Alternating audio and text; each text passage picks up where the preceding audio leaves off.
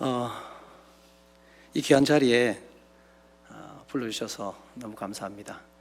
오늘 귀한 특송을 들으면서 저희 교회 남자 성도님들이 너무 안 모여서 올해 제가 기도하면서 하나님께서 주신 지혜를 따라서 반강제적이지만 즐거운 남성 중창단을 만들었거든요.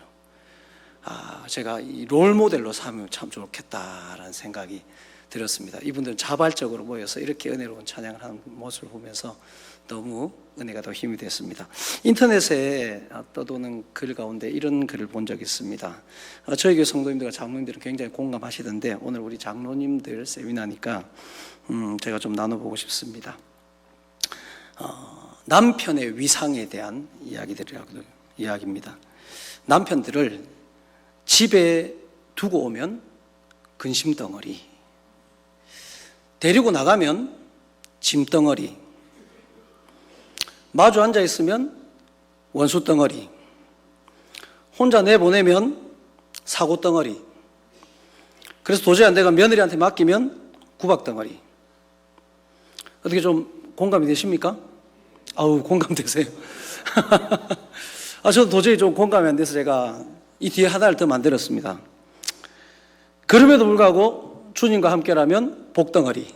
할렐루야. 네, 우리 옆에 분들에게 한번 확인시켜 주면 좋겠습니다. 당신은 복덩어리입니다. 네. 네, 누가 우리 보고 근심덩어리라 하고 그러더라도 우리 하나님은 우리를 복덩어리로 보시고 만들어 가시는 사실을 믿으시고 복덩어리로 살아가시기를 소망하시는 모든 우리 장로님들 또 우리 모든 성도들 되시길 주님의 이름으로 축원합니다.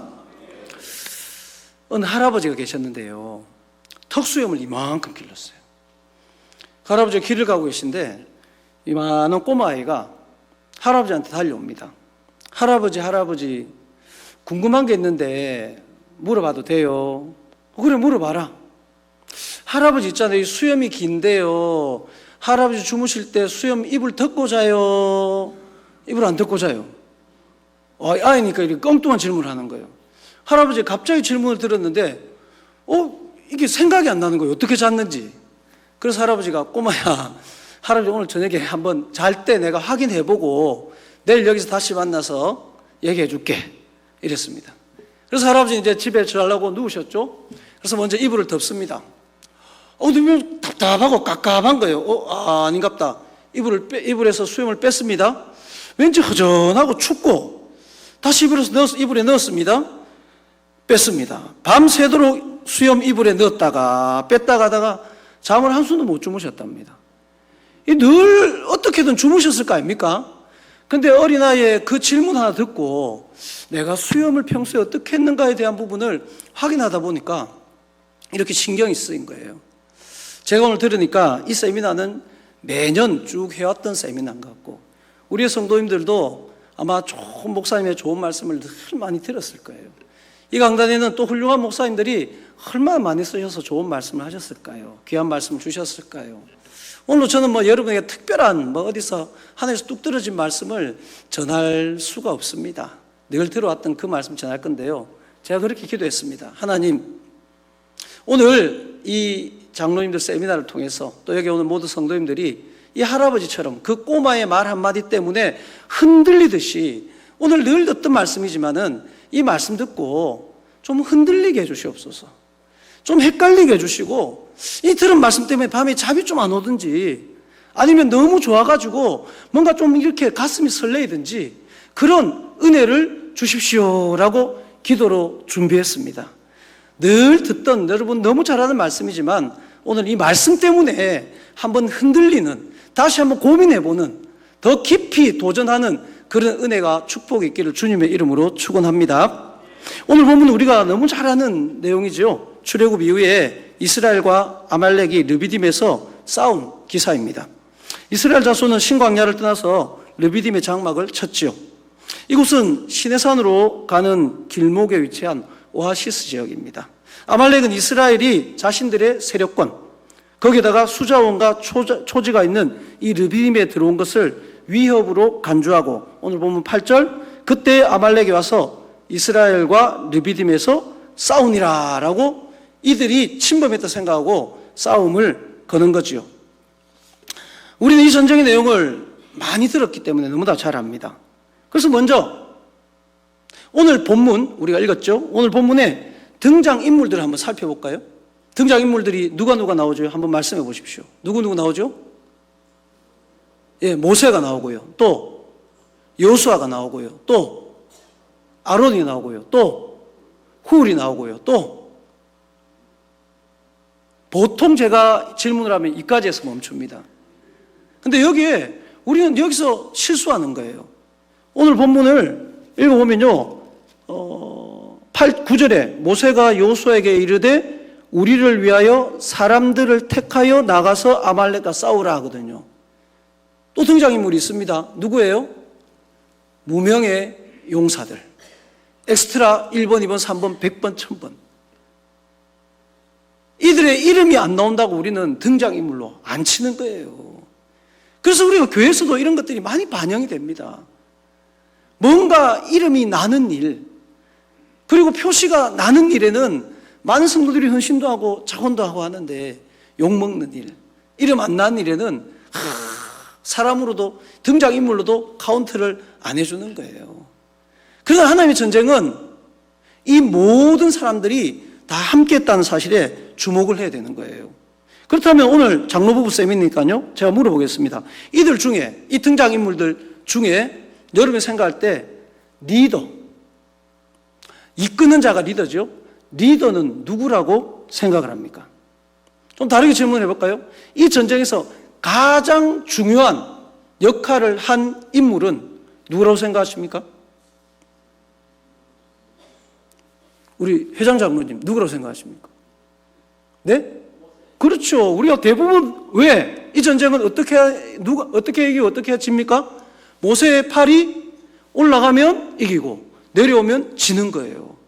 그래서 우리는 이 전쟁에서 가장 중요한 사람을, 리더를 모세라고 생각을 합니다. 당연한 생각일 수도 있습니다. 그런데요, 우리가 눈여겨봐야 될 중요한 사실이 있습니다. 오늘 본문에 11절에 그렇게 말합니다. 모세가 손을 들면 이스라엘이 이기고 손을 내리면 아말렉이 이기더니, 그리고 12절에 바로 이어서 뭐라고 나오죠? 같이 한번 읽어보실까요? 모세의 팔이 피곤하매라는 말씀이 나옵니다. 이렇게 여러분이 생각하는 리더다, 이 전쟁에 가장 중요한 역할을 한다고 하는 이 모세의 팔은 어떤 팔입니까? 무쇠팔, 무쇠다리, 로켓 주먹입니까? 아니지요. 어떤 팔이라고 말합니까? 피곤하여 내려올 수밖에 없는 팔을 가진 모세의 팔이 올라가면 이기고 내려오면 지는 전쟁이라는 겁니다. 그래서 이 본문에서는 모세만 등장하는 게 아니라 이 모세의 팔이 피곤해질 수밖에 없는 존재라는 사실을 성경은 의도적으로 밝히고 있는 겁니다. 모세 혼자서 이길 수 있는 싸움이 맞다 아니다? 아니라는 겁니다. 모세는 어쩔 수 없이 팔이 내릴 수밖에 없는 존재로 부름받았다는 사실을 우리는 먼저 확인을 해야 된다는 것이죠. 여기는 우리 모두 또 피곤하면 팔이 내려올 수밖에 없는 존재라는 사실을 여러분 꼭 기억해야 됩니다. 나는 기도 많이 해서 팔이 안 내려와? 아니요. 나는 교회를 오래 다녀서 팔이 안 내려올 수 있는 존재가 아니라 여기는 우리 모두는 팔이 내려올 수밖에 없는 모세와 같은 그런 한계가 있는 그런 존재로 부름받았다는 사실을 꼭 기억해야 됩니다. 우리 장로님들도요, 우리 성도님들도 계시잖아요. 우리 장로님들은 그런 생각이 좀 있는 것 같아요. 제가 36살 때부터 어느 날 갑자기 부름을 받아가지고 담임을 시작했거든요. 지금 올해 19년 차입니다. 제가 담임 목회가. 그래서 제가 여러 장로님들을 이렇게 겪어봤는데요. 장로님들은, 목사님들은 무쇠팔, 무쇠다리, 로켓 주먹인 줄 아는 것 같아요. 목사님들은 팔이 안 내려온 줄 아는 것 같아요. 목사님은 안 힘든 줄 아는 것 같아요. 그리고 우리 성도들도 그런 것 같아요. 목사님들은 팔이 안 피곤한 사람, 장로님들은 어떻게 해도 괜찮은 사람이라고 생각을 하고 대하는 것 같습니다. 그러나 우리는 먼저 이 말씀을 통해서 맞다. 모세도 피곤하면 팔이 내려올 수밖에 없는 존재였고, 나도 그렇고 우리 목사님도 그렇고 우리 장로님들도 모두가 팔이 내려올 수밖에 없는 존재들이 모여서 이 전쟁을 치를 수밖에 없는 그런 부름을 받았다는 사실을 기억해야 됩니다. 그래서 이 전쟁은 모세에게만 맡겨지지 않고 우리가 너무 잘 알듯이 모세의 팔이 내려오기 때문에 누가 등장했습니까? 아론과 훌이 뭘 하지요? 돌을 가져와서 모세를 앉히고 그 팔을 바칩니다. 그럼 또 물어볼게요. 모세의 팔을 바치는 아론과 훌은 뭐로 바칩니까? 또 그들이 팔로 바치지요. 그럼 아론과 훌의 팔은 피곤하면 내려올까요? 안 내려올까요? 아론과 훌의 팔도 내려오는 거예요. 그래서 또 누구에게 어떤 역할을 맡깁니까? 여호수아에게 뭘 하라 그럽니까? 빨리 밑에 와서 싸우라는 겁니다. 그래서 여호수아만 또 네 혼자가 싸우라 했습니까? 아니죠. 우리가 놓쳤던 이름 없는 많은 군사들도 함께 나가서 싸워야 되는 겁니다. 그럼 제가 역으로 한번 물어보겠습니다. 이 전쟁에서 영화를 찍는데 출연료가 많이 드니까는 없어도 되는, 빼도 되는 등장인물이 누구일 것 같습니까, 여러분? 빼도 되는 등장인물이 있어요? 없어요? 없습니다. 없습니다. 그럼 제가 다시 물어볼게요. 이 전쟁의 승패는 누구에게 달렸습니까? 누구에게 달렸습니까? 모세에게 달렸어요? 또 이럴 때 보면 하나님, 예수님 이란다니까. 그럼 어지간하면 답되거든, 교회는. 교회는 어지간하면 하나님, 예수님 하면 답되거든. 이 전쟁의 승패는 우리가 생각할 때 모세에게만 달렸다고 우리는 이때가 생각한 거예요. 모세의 팔. 그럼 모세의 팔은 혼자 들 수 없는 팔. 그래서 아론과 훌이 붙들어 줄 수밖에 없는 팔. 그럼 아론과 훌도 내려올 수 없는 팔, 밖에 없는 팔. 그러면 여호수아와 그 군사들이 열심히 싸워서 빨리 이겨줘야지, 팔이 더 내려오기 전에 이겨줘야지만 승리하는 전쟁이었다는 사실을 주목해야 된다는 겁니다. 그럼 제가 다시 한번 역으로 물어보겠습니다. 오늘 설교 제목처럼 이 전쟁에서 리더는 누구라고 생각하십니까? 리더는 누구라고 생각하십니까? 모두가 리더입니다. 리더는 말 그대로 이끄는 자들입니다. 사람이나 그룹을 공동의 목표를 향해 그들 이끌고 그 목표를 향해 나가는 자들을 리더라고 합니다. 이 전쟁에서 모세의 팔을 아론과 훌이 이끌고 영향을 줬다는 겁니다. 이들을 또 여기서 이름 없는 군사들이 난 싸우기 싫어, 이름도 없는데 하고서 안 싸웠다면은 이 전쟁은 이길 수 없는 전쟁이었다는 겁니다. 그래서 우리는 꼭 기억해야 됩니다. 이 교회의 리더는 누구일까요? 여러분 모두가 서로가 서로를 영향에 끼치는, 서로가 서로를 이끌어주고 힘을 더해주고 부족한 부분을 채워줘야 되는 리더의 역할을 감당해내야 된다는 사실을 믿으시기를 원합니다. 목사님 알아서 혼자 다 하세요. 교회는 결코 어벤져스들이 이끌어가는 곳이 아닙니다. 군대 가니까 그렇더라고요. 포크레인 와가지고 하루 불러가지고 1시간만 하면 끝나는 거. 병사들 다 나오라 해가지고 하루 종일 삽질하게 하더라고요. 왜 이렇게 비생산적으로 하나 싶었더니 그게 다 훈련이고, 그래서 딴 생각 못하게 하고, 특히 쉬는 날, 토요일 오후 날 이럴 때 되면 불러가지고 다 같이 하게 하더라고요. 여러분 주의 일들을 한번 생각해 보십시오. 교회는 어떤 위대한 사람, 훌륭한 사람, 대단한 사람 한두 사람이 다 하게 하는 게 아니라 여기는 우리 모두 한 사람 한 사람이 함께 기도하며 함께 각자의 역할을 다 감당하는 말미암아 하나님의 뜻을 이루어가게 해서 여기까지 온 교회가 여러분들이 섬기는 우리의 교회들이 아닙니까? 바로 우리는 이 사실을 오늘 이 시간 꼭 기억할 수 있기를 원합니다. 우리 한 사람 한 사람이 우리가 이 시대에 치러야 될 영적 전쟁에서 누구는 모세의 역할을 감당할 수도 있고, 누구는 아론의 역할, 누구는 훌의 역할, 누군가는 여호수아의 역할, 누군가는 이름 없는 군사의 역할을 감당할 수 있지만, 우리 한 사람은 너무나 꼭 필요한 사람이었기 때문에 하나님께서 우리를 부르셔서 이 자리에 앉혀놓으셨고 여러분 교회에 있게 하셨고 여러분의 그 직분과 사명을 맡겨주셨다는 사실을 믿으시기를 원합니다. 만약에 이 전쟁에서 졌다면 모세가 잘못해서 진 게 아닙니다. 만약에 이 전쟁이 졌다면 누구 때문에 졌을까요? 누구 때문에 졌을까요? 모두가 각자의 역할을 다 하지 못했을 때 이 전쟁은 지는 겁니다. 그러나 모두가 각자의 역할을 다 감당했을 때 이 전쟁은 반드시 승리하는 겁니다. 이게 바로 교회의 원리입니다. 이게 바로 교회가 나가야 될 방향이라는 것입니다. 그래서 교회는 어떤 일을 했느냐, 무엇을 남겼느냐가 아니라 어떤 사람들이 세워지고 살아나고 어떤 사람들을 남겼느냐, 그것을 하나님께서는 마지막에 찾으시고 계산하신다는 사실을 믿으시기를 원합니다. 그렇다면요, 한번 우리 장로님들에게 물어보겠습니다. 우리 장로님들 어쩌다가 장로님 되셨습니까? 혹시 여기 계신 분 가운데 나는 어릴 때부터 장래 희망이 장로님이었다, 손 한번 들어보십시오. 나는 어릴 때부터 권사가 내 희망이었다. 아무도 없지 않습니까? 그래도 한 분 정도는 있어야 되는데 한 분도 없으세요?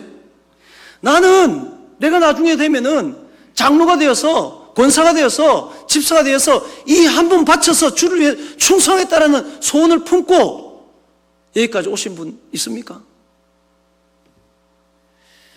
누가 저에게 묻습니다. 목사님은 어떻게 하다가 목사가 되셨습니까? 저는 그럴 때마다 이렇게 대답을 합니다. 저는 목사 당했습니다. 이렇게 합니다. 저는 저의 의지와 전혀 상관없이 눈을 떠보니까는 교회 안에 있었습니다. 지금 저기 부산 진구 계금동에서 저희 아버지가 평신도인데 그때 당시에 강도사님과 교회 개척을 하셨어요. 오늘 와보니까는 우리 노 회장님이 그 교회에서 6학년 때까지 그 교회를 다니셨대요. 저희 선배님을 만났습니다. 네. 저도 그랬어요. 거기서 저희 아버지가 나중에 장로님이 되고 하니까는 저는 그냥 장로 아들로 그냥 주위에서 지나가면서 말한 거예요. 상주 니는 목사 되라. 상주 니는 목사 되겠다. 우리 누나한테는 명리는 사모야. 아버지 어머니가 세 자녀를 하나님께 바치겠습니다. 그렇게 해가지고 그냥 저는 이제 고등학교 때 시험 치고 모의고사 같은 거 치잖아요. 모의고사 치면은 거기에 저희 때문에 학교와 과를 항상 적으면 전국 등수가 나왔거든요. 자동으로 전 고신대 신학과 그냥 가고 싶은 마음도 없는데 그냥 적었어요. 그래서 계속 목사하러 가니까는 제가 반발감 비슷하게 저는 그랬어요. 좋아요. 그러면 저는 목사 되면요, 저희 교회 이름은 이렇게 질 겁니다. 동네방네 교회. 좀 반항심 좀 튀잖아요. 그리고 제가 목사 되면요, 우리 교회 수요예배 없습니다. 우리 교회 새벽기도회 안 하는 교회입니다. 일주일에 딱 한 번 주일만 예배드리는 깔끔한 교회, 아주 심플한 교회, 세련된 교회를 저는 만들겠습니다. 그렇게 큰 소리 치면서 목사 당했습니다. 앞에 말했듯이 저는 19년째 단임 목회를 하고 있습니다. 아직까지도 수요예배 못 없앴습니다. 아직까지도 새벽기도회를 못 없앴습니다. 우리 성도들이 요즘 새벽기도 하도 안 나오니까는 별거 다 합니다. 올해는 하도 안 나오니까 새벽부터 기도회라는 이름을 지었습니다. 그래서 새벽 5시 반부터 여러분 나올 수 있는 시간에 나오셔서라도 기도하세요. 그래도 또 한 2달 지내 또 안 나와요. 그래서 하나님 앞에 어쩌면 좋겠습니까? 그래서 표어를 만들었습니다. 일하세! 일주일에 하루 새벽기도 참석하세! 이래가지고 새벽기도 나오세요 하니까 요즘 좀 나와요. 저 역시 목사 당했습니다. 여기는 우리 누구도 내가 목사하겠다고, 내가 장로하겠다고, 내가 권사하겠다고 손들어서 된 사람은 아마 아무도 없을 것입니다. 그런데 우리는 어쩌다가 장로가 됐을까요? 어쩌다가 이 자리에 앉아 있게 되었을까요? 여기 아주 중요한 말씀이 있습니다. 이사야서 43장 1절 말씀, 우리가 너무나도 잘 아는 말씀이지요. 야곱아, 너를 창조하신 여호와께서 지금 말씀하시느니라. 이스라엘아, 너를 지으신 이가 말씀하시느니라. 너는 두려워하지 말라. 내가 너를 구속하였고 내가 너를 지명하여 불렀나니 너는 내 것이라 라고 말씀합니다. 여기에서 내가 너를 지명하여 불렀다라는 이 말씀에 히브리어 원어와 또 영어 성경을 살펴보면요, 영어가 좀 더 친숙할 것 같아서 제가 말씀드릴게요. 내가 너를 지명하여 불렀다는 부분이 이렇게 되어 있습니다. 혹시 PPT가 준비되어 있으면 좀 띄워주셔도 됩니다. I have called you by your name. You are mine. 이렇습니다. 나는 너를 불렀다. 뭐를 불렀다 말합니까? By your name입니다. 하나님이 우리를 어떻게 불렀다고요? 야, 저기 있는 사람 한 10명 와봐라. 능력 있는 사람, 잘난 사람, 요 모여라. 이게 아니라 우리 한 사람 한 사람의 이름을 정확하게 알고 이상준, 김병식 이렇게 한 사람 한 사람을 정확하게 여러분을 알고 부르셨다는 사실을 믿으시기를 원합니다. 얼렁뚱땅하게 그냥 뭉텅거리 불러가지고 괜찮은 사람 뽑은 게 아니라 처음부터 여러분의 사람을 다 알고 때가 되어 여러분의 교회에 그 직분을 두고 여러분을 부르셔서 여러분을 장로로 세우시고 권사로 세우시고 여러분을 성도로 세우시고 집사로 세우셨다는 사실을 믿으시기를 원합니다. 대충 비슷한 사람, 그 중에 괜찮은 사람 몇 명이 아닙니다. 바로 너를 지명하여 불러서 너는 내 것이라 라고 말씀했던 사실을 잊어서는 안 됩니다. 제가요, 초등학교 때입니다. 부산 계금에서 한 4학년 때까지 살다가 5학년 때 저기 화명동에, 그때 당시 신도시였죠. 아파트 단지가 들어서서 이사를 갔습니다. 저희 집이 학교 바로 맞은편에 있었고요. 그때 한 4학년 내지 5학년을 기억납니다. 아침에 자고 있는데 어머니가 깨웁니다. 상준아 빨리 일어나, 빨리 일어나. 왜요? 저 학교 운동장에 좀 갔다 온다는 거. 아침에 학교 갈 시간도 아닌데. 아, 왜요? 이러니까는 어머니가 뭘 줘요? 이거 쓰고 이거 하고 가라. 이랬는데 보니까는 무슨 모자예요. 보니까는 누런 민방위 모자, 누른 민방위 완장인 거예요. 그래서 아니 이걸 왜 저한테 주고 갔다 오라 그래? 야, 빨리 갔다 온나. 저기 가봐라. 그냥 가서 아빠 이름 부르면 갔다 오면 된다. 그래가지고 운동장에 터벅터벅 걸어갔습니다. 그러니까는 내 친구도 한 2-3명 또 나하고 똑같이 모자 쓰고 팔짱 또 와 있어요. 심지어 우리 친구 엄마까지 파마 머리 해가지고 미즈마비 모자 쓰고, 그럼 뭐 하나 싶었더만 이건희 씨 부르는 거예요. 예 하고 그냥 왔어요. 그때는 민방위 훈련 아버지가 안 가도 돼. 그냥 아들이 가든 부인이 가든 모자 쓰고 완장만 두르고 가서 이름만 부르고 출석만 부르면 되는 거예요.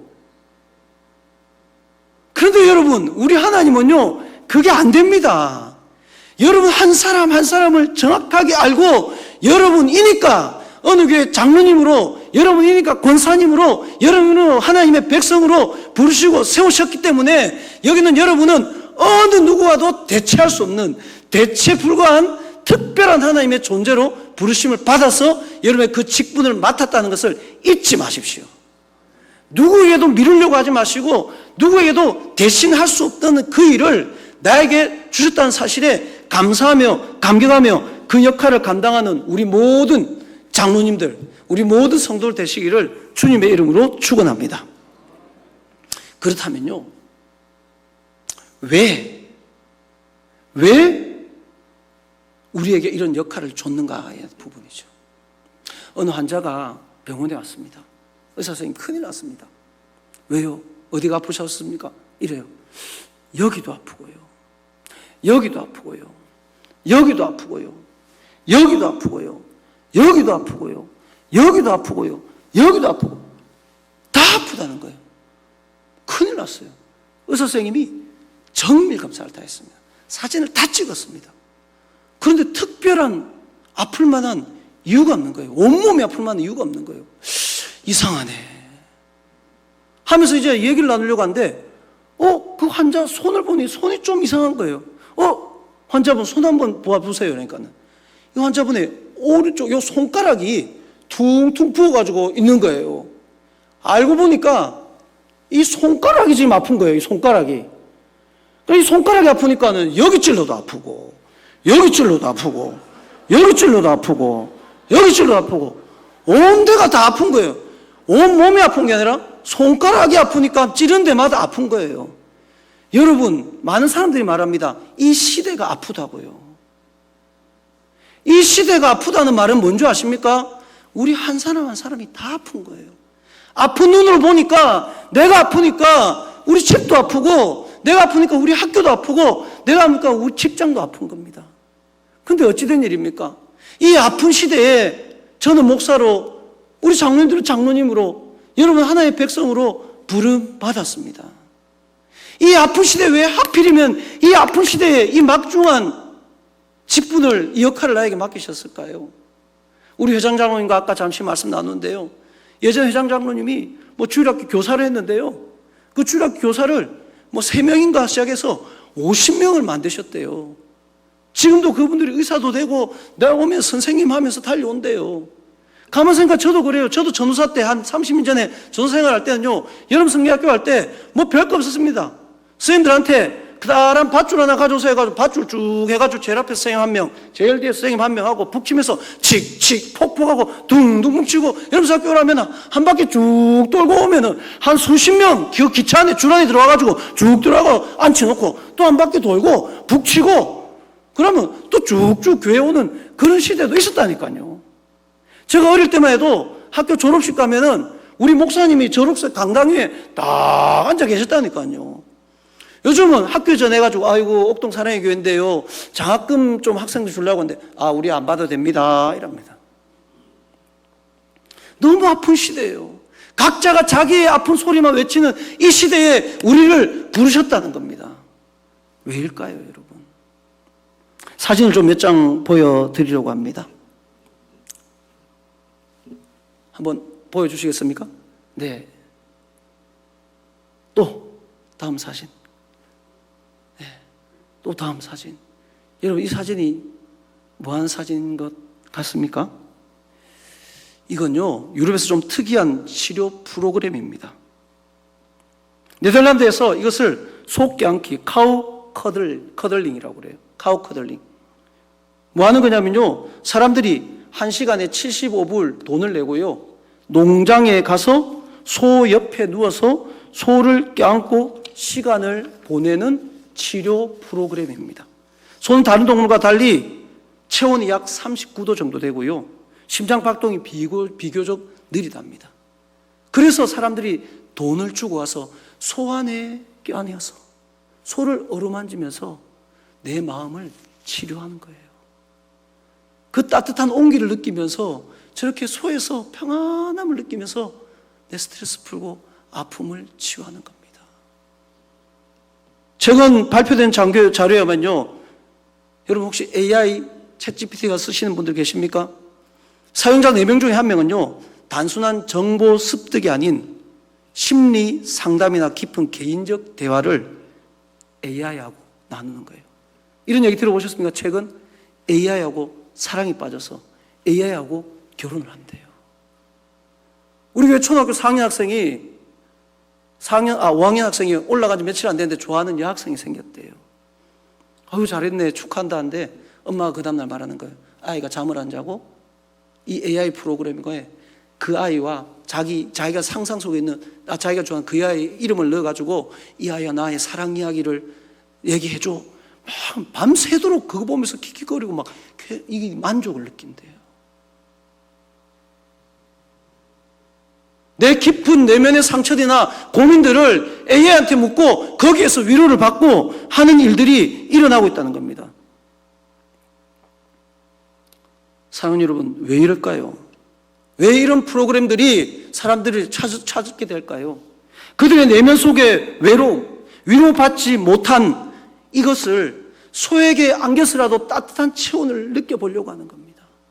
AI한테라도 항상 내 편에 대주고 나를 떠나지 않고 내가 듣고 싶은 얘기를 해주는 그 AI가 너무 좋아서 그에게 푹 빠져버리는 겁니다. 우리 교회법에 보면요, 아마 저는 합동측 목사인데요, 아마 고신도 비슷할 거라 생각합니다. 당회를 조직함에 있어서 장로님들을 뽑을 때 세례교인, 고신측은 몇 명의 장로님 한 분 뽑죠? 보통 20명이나 25명, 30명이에요. 네, 30명의 세례교인 30명의 장로님 한 명을 뽑아야 된다, 뽑을 수 있다라고 하거든요. 제가 한번 생각을 해봤어요. 왜 그랬을까, 장로님들? 제가 오늘 이 시간 우리 장로님들 세미나니까는 저는 이렇게 해석하고 싶습니다.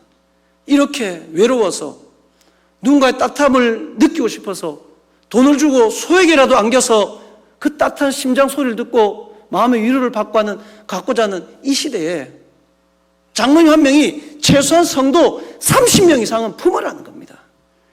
30명 이상은 성도를 품고 기도하며 그들을 만져주고 그들과 함께 울고 그들과 함께 웃으면서 그들에게 예수님의 사랑을 느끼게 해주는 그 장로님들의 역할을 감당하기를 하나님께서 원하시지 않을까요? 제가 만약에 우리 옥동사회 성도가 목사님 지난주요 저 소품에 안겨서 너무 위로 많이 받고 왔어요 이러면은요 저는 잠이 안 올 것 같아요. 저는요.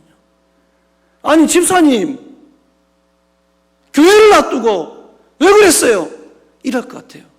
그런데 그렇게 못하는 현실이라면은 우리는 한번 우리를 돌아봐야 됩니다. 최소 여러분이 처음 부름받고 장로로 임직받고 안수받을 그때에 하나님 앞에 약속하고 충성하고 서야 했던 그 믿음, 그 열정, 그 뜨거운 가슴으로 여러분 성도들 가운데 외로워하고 누군가의 따뜻한 말 한마디, 누군가의 따뜻한 품, 누군가와 함께 내가 울 때 울을 수 있는 그 사람을 찾고 있지는 않은지 돌아볼 수 있는 우리 장로님들이 되기를 원합니다. 당회도 너무 중요하지요. 교회 해야 될 일들도 너무 많지요. 그러나 우리가 30명에 1명 장로님을 뽑아야 된다면은 최소 30명 정도는 품고 매일 새벽 기도하고 최소 우리 성도 30명 이름을 부르면서 눈물 흘리고 최소 우리 성도 30명 이상은 품고 그들과 함께 울며 웃는 우리 장로님들이 된다면은 우리 장로님들을 통해서 교회가 회복되고 굳건해지고 살아나고 세워지는 그 일들이 일어날 줄로 믿습니다.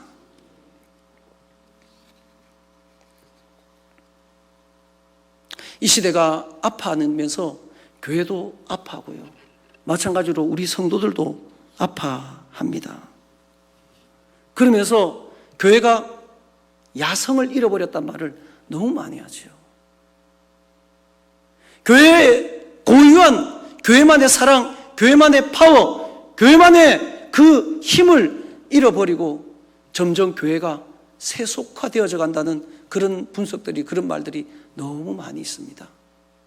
오늘 이 시간을 통해서 과연 나의 영적 야성은 살아있는지, 나의 기도는 정말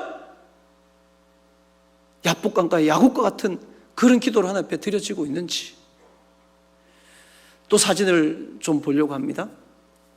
한번 좀 보여주십시오. 예, 무슨 동물이죠? 사자입니다. 사자를 우리는 동물의 왕이라고 하지요. 특별한 사자의 사진을 보았습니다. 한번 볼까요? 얼굴이 왜 이럴까요? 이 사자는요, 무려 10년이란 긴 세월 동안 젊고 힘센 수많은 도전자를 홀로 물리치고 절대 왕자를 지켜낸 케냐의 루키토라는 사자라고 합니다. 이 얼굴은 이 왕자를 뺏기 위해서 젊은 숫사자들이 끊임없이 호시탐탐 1분 1초도 놔두지 않고 도전해오는 그것을 온 힘을 다해서 지켜낸 겁니다. 자신의 왕자를, 자신 아래에 있는 부하들을, 그 식구들을 고통, 고뇌, 책임감이라는 단어가 이 사자의 얼굴에 그대로 묻어 있다는 거죠. 흔히 세상에 하는 말이 왕이 되려는 자 왕관의 무게를 견뎌라라고 말합니다. 우리는 과연 이 성도라는 이름, 하나님께서 우리에게 주실 복, 내가 받을 상, 내게 주어진 이 직분의 영광을 위해서 이 사자가 이 얼굴이 이렇게 될 때까지 그 왕자를 지키기 위해서 싸우듯이 하나님의 영광을 위해서 우리는 전투적인 야성을 가지고 신앙생활을 하고 있는지요? 상가교회, 개척교회를 제법 오래 했습니다. 성도들이 목사님 상담 좀 하겠습니다, 저 좀 볼게요 라고 하면 가슴이 철렁합니다. 그리고 목양실에 오자마자 딱 첫 마디는 그렇습니다. 목사님, 저 교회 옮길까 합니다. 이 말 하면 이제 목사는 이제 그때부터 끝난 거예요.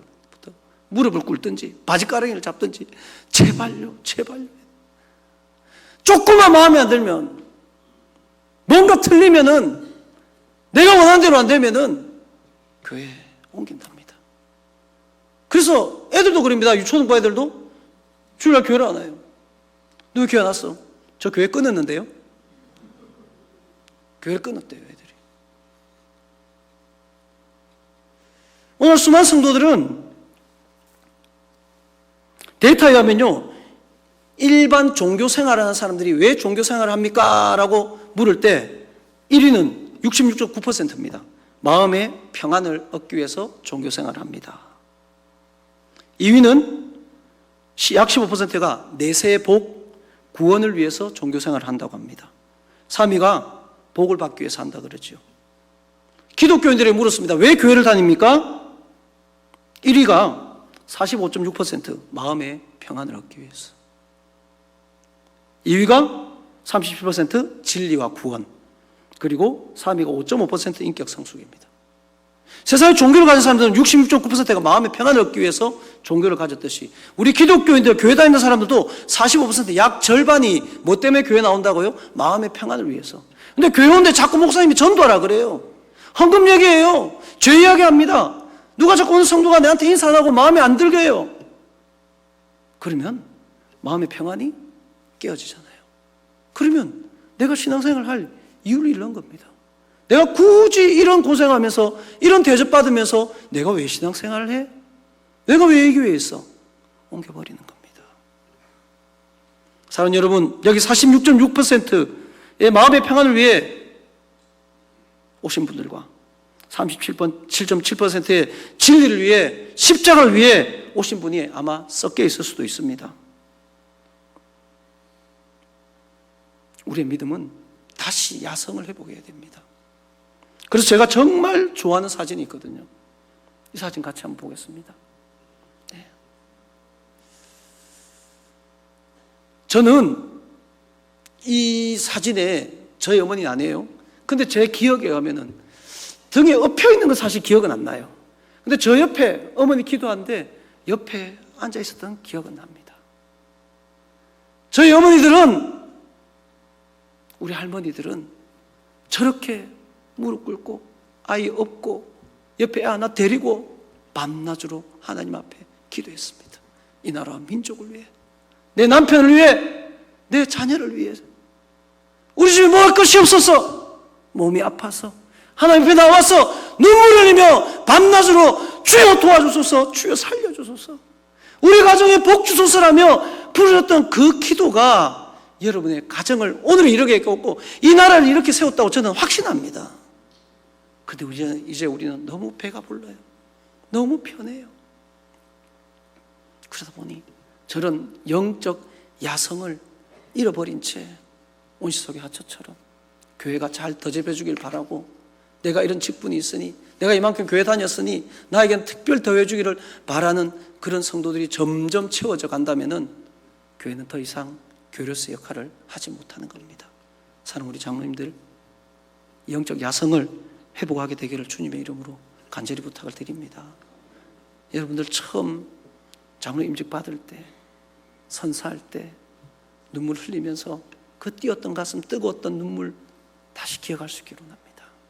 그래서 왜 하나님께서 오늘까지 이 자리에 우리 교회에 나를 세운지에 대한 하나님의 이유를 여러분 삶을 통해서 교회에서 증명하는 우리 장로님들 되기를 주님의 이름으로 축원합니다. 그런데 왜 이렇게 많은 성도들이, 많은 교회가 이렇게 하나님의 일을 하는 것, 충성하는 것을 힘들어하고 두려워할까?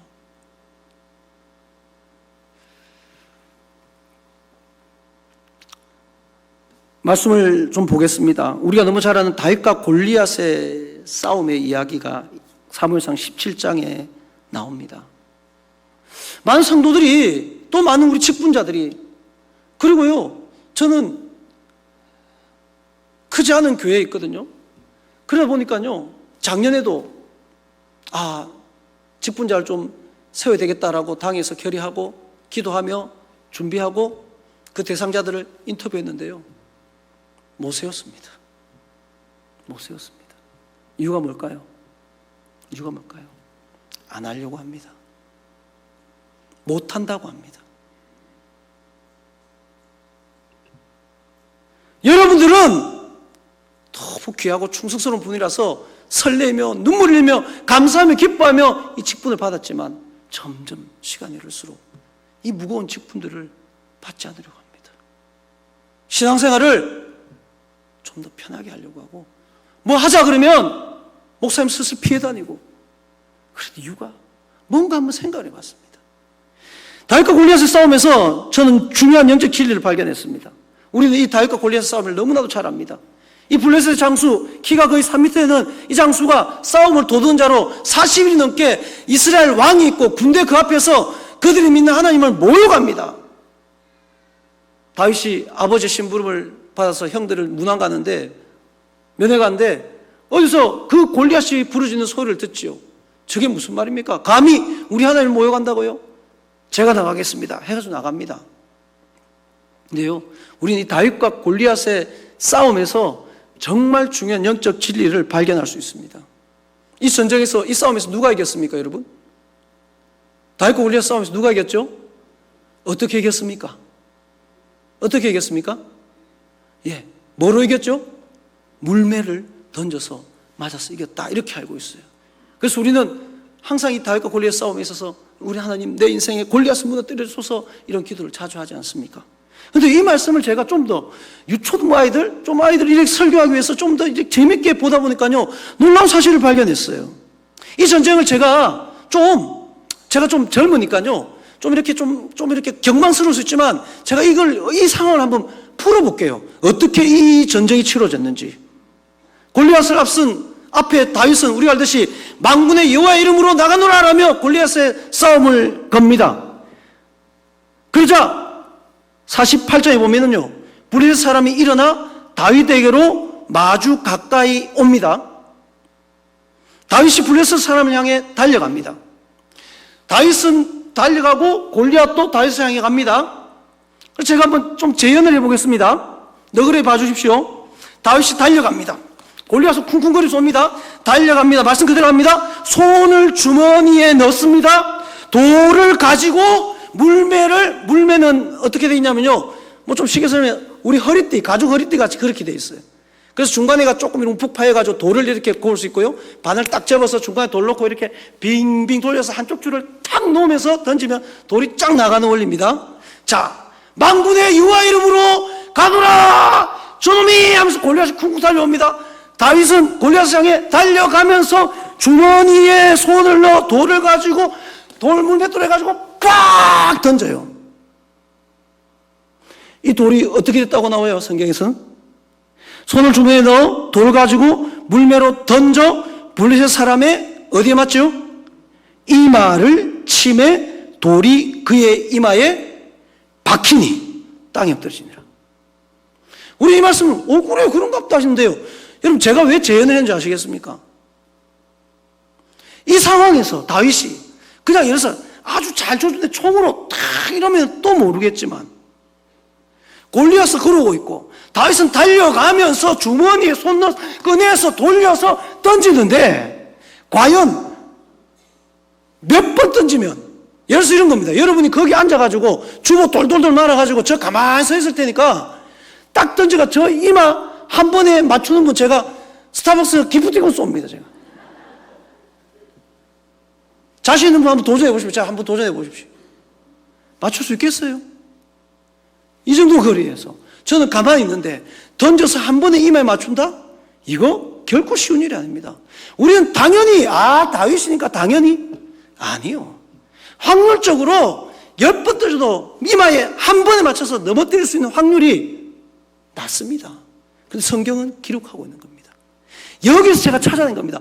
왜 이렇게 성도들이 주의를 힘들어할까? 왜 이렇게 이 직분에 대해서 무거워할까? 이렇게 생각한 겁니다. 내가 한 번에 던져서 저 골리앗의 이마의 정통에 정확하게 맞춰서 넘어뜨려야 돼, 이렇게 생각하는 거예요.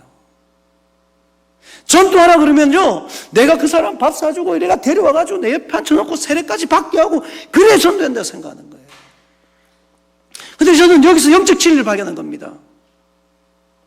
이 돌은요, 다윗이 맞춘 게 아닙니다.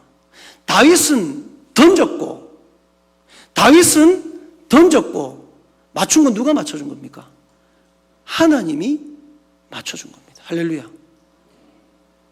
이 부분을 꼭 기억해야 됩니다. 우리가 할 일은요, 우리가 여리고를 무너뜨리는 일이 아닙니다. 우리는 자꾸 내가 장로니까, 내가 목사니까, 내가 교회 10년 다녔으니까 내가 저 여리고를 무너뜨려야 되는데 힘도 없고 능력도 없고 건강도 약하고 못한다 하고 있는 거예요. 그런데 하나님은 여리고를 무너뜨리라고 하지 않았습니다. 뭐하라 그랬죠? 하루에 한 바퀴 돌아라 그랬지 무너뜨리라고 하지 않았다고요. 우리가 할 일은 믿음으로 여리고를 도는 일이지, 무너뜨린 일은 하나님이 하는 일입니다.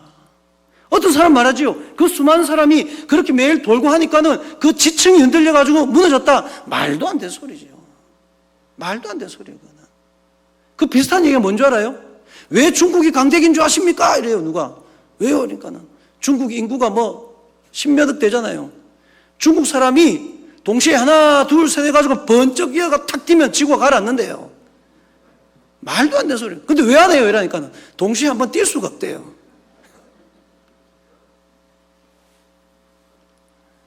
우리가 여리고 무너뜨린 거 아닙니다. 홍해를 우리가 가는 게 아니라 홍해는 지팡이를 내밀면 하나님이 갈라주시는 거예요. 제사의 발을 디디면 가르는 건 하나님이 하시는 겁니다. 다윗은 자기 주머니에 있었던 총칼이 아니라 그 작은 물맷돌 하나를 믿음으로 던졌고 하나님이 맞추어 주신다는 이 영적 원리를 붙드는 우리 모두가 되기를 주님의 이름으로 축원합니다.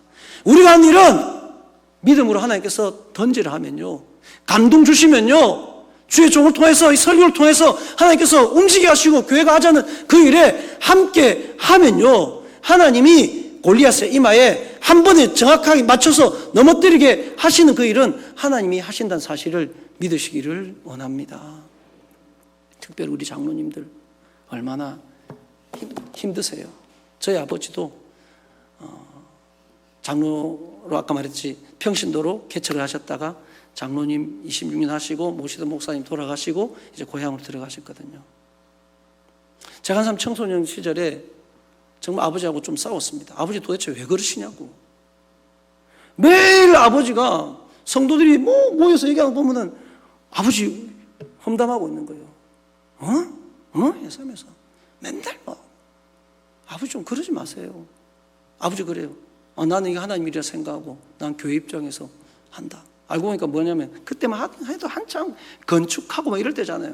그러면 교회 건축합니다, 헌금합시다 이러면은 목사님 관관하고 아버지가 하는 거예요. 그런 악역은 아니죠, 선이죠. 그런 것들을 다 하시는, 그러니까는 맨날 아버지 그런 얘기 듣는 거예요.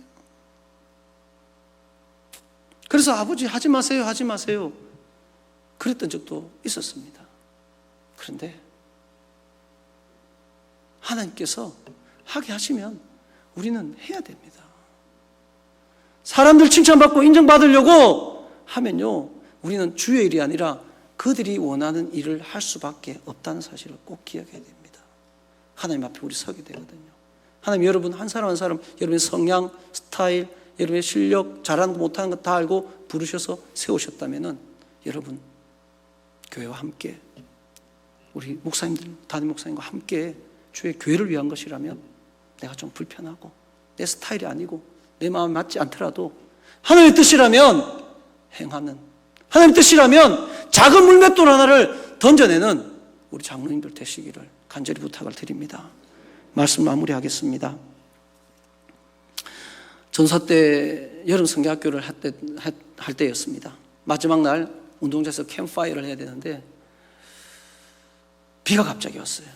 그래서 급하게 실내로 옮겼습니다. 그래서 십자가를 만들어서 캔들 파이어를 했습니다. 십자가 못을 받고 아이들에게 종이를 주고 죄에 대한 부분을 설교하고 우리의 죄를 졌고 거기에 십자가에 받고 태우고 하는 이런 행사를 했습니다.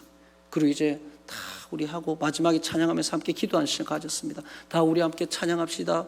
좋으신 하나님, 좋으신 하나님. 자, 우리 모두 두 손 높이 들고 찬양합시다. 참 좋으신 나의 하나님, 좋으신 하나님, 한참 찬양을 했습니다.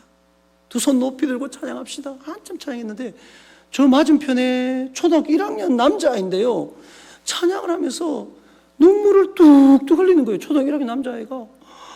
그걸 봤는데 야, 은혜 받는갑다 싶어서 제가 은혜가 돼가지고 더 크게 찬양하시는데, 걔가 오니까는 그 옆에 있던 걔 누나도 지 동생 오니까 또 따라 울고, 그 옆에 있던 친구도 가가 오니까 울고, 가가 오니까 또 옆에 아도 울고 해가지고 그날 저녁에 집회가 완전히 애들이 울고 막 얼마나 은혜가 돼가지고 홈런을 쳤어요 그냥. 그래서 집회는 마쳤습니다. 근데 궁금한 거예요. 아니 초등학교 1학년 애가 무슨 저런 뭐 집에 우환이 있나, 그래 궁금해서 불렀어요.